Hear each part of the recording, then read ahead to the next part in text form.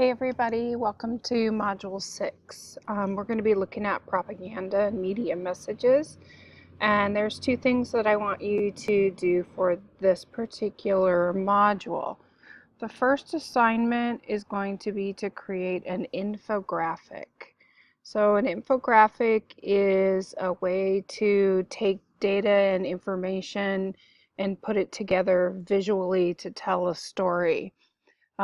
Remember that one of the keys to media literacy is being able to create.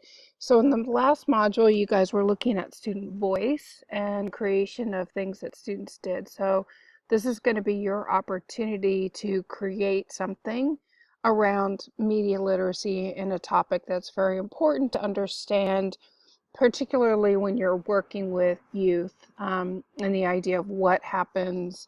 What does propaganda do? How does it influence the way we think and those kinds of things? So for the first part of this, what you're going to be doing is looking through some resources.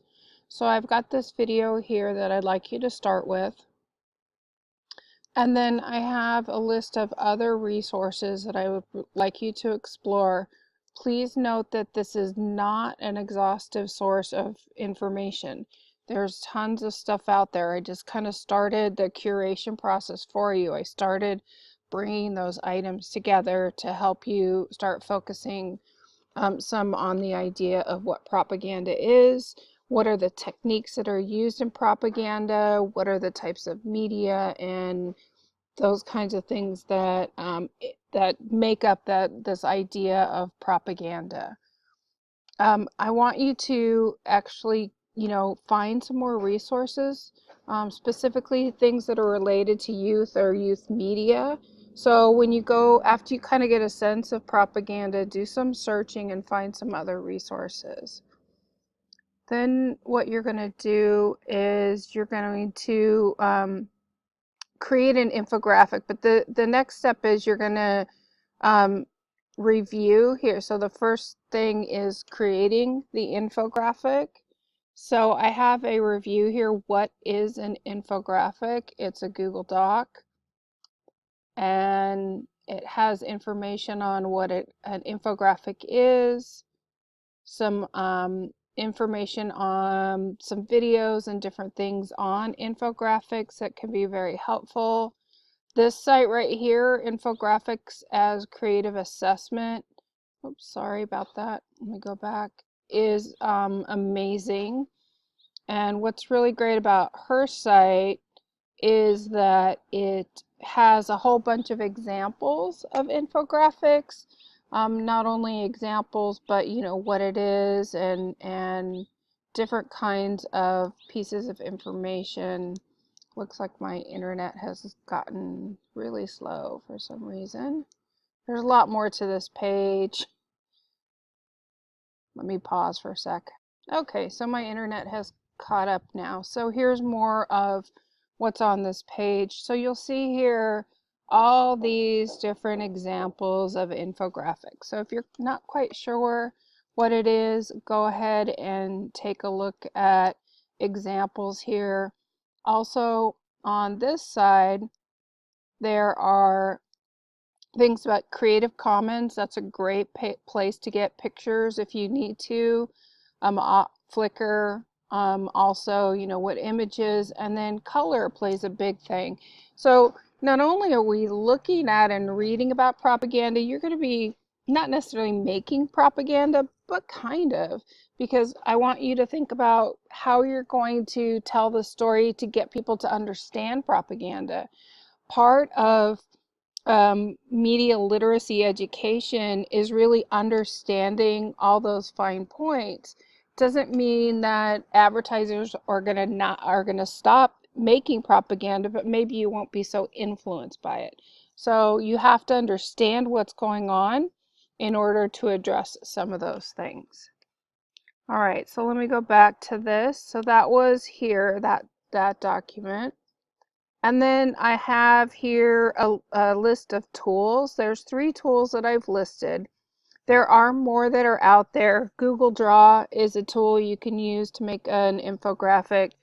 I tend to like PictoChart the most. It just seems like it's the easiest to use. All of these are free accounts, and PictoChart has a wide range of different graphics and things like that.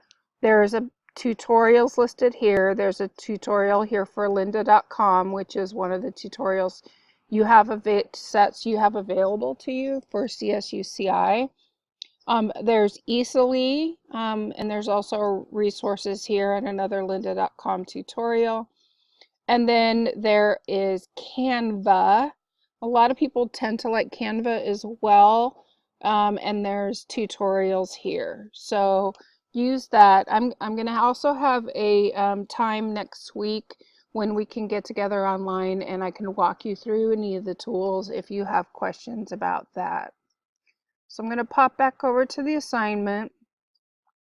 So the infographic, what you're going to do is you're going to research the topic of propaganda, and you want to come up with a story to tell about propaganda, and you want your story, you want some data, and you want to have visuals.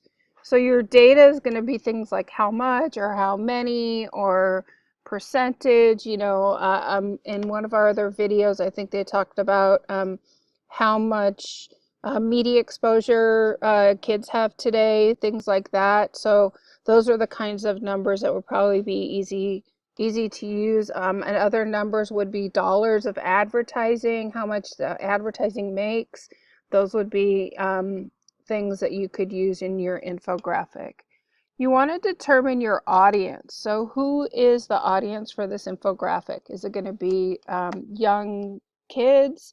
Is it going to be high school teenagers, youth? Is it going to be parents, teachers, college students? Who's your audience? And then how are you going to tailor your infographic to meet your audience needs? And then you're also going to need to create a bibliography of resources. And if you look at this example, let me pause while.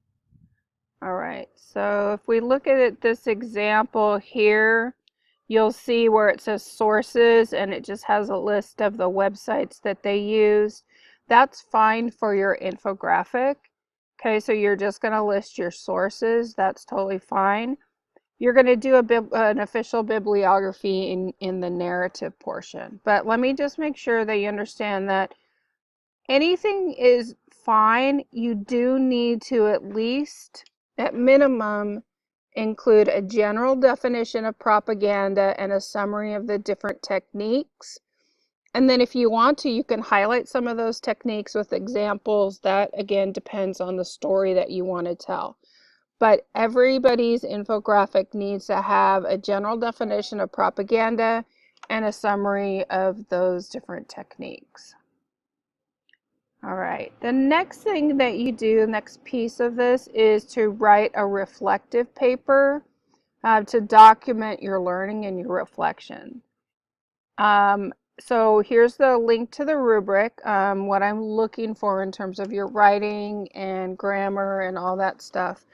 And I want your reflection, it needs to be at least 5 pages, and that's not including the reference page.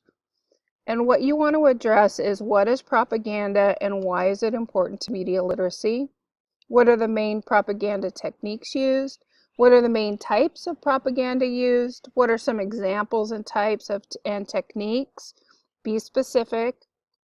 How do you think propaganda influences youth and youth culture?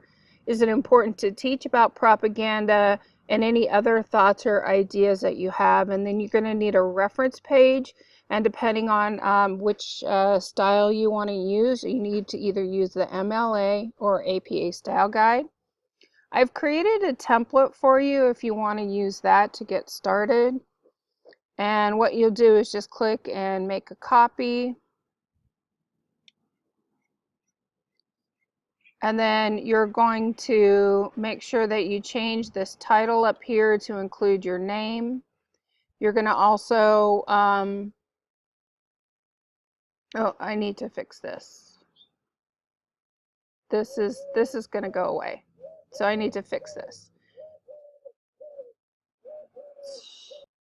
Okay, so I fixed the link to the right document. Good thing I went through this. So you'll see that you're going to need to adjust the title up here. So you want to fix that, and then you want to put this in here. Fill that in. You want to put a link to your infographic. So each of those tools or any tool that you use, you're going to need to have a link that takes me to your infographic so that I can review that. Again, I have a summary of the things that I want you to do for your narrative, and then what style you want to. So if you want to use this format, you can just put your reflection in here and put your reference page in here, and then turn this whole document in however it is that you want to work it out. So you'll see that if at the assignment, when you click submit assignment, it's looking for a file, or you can do a website or a Google Drive doc.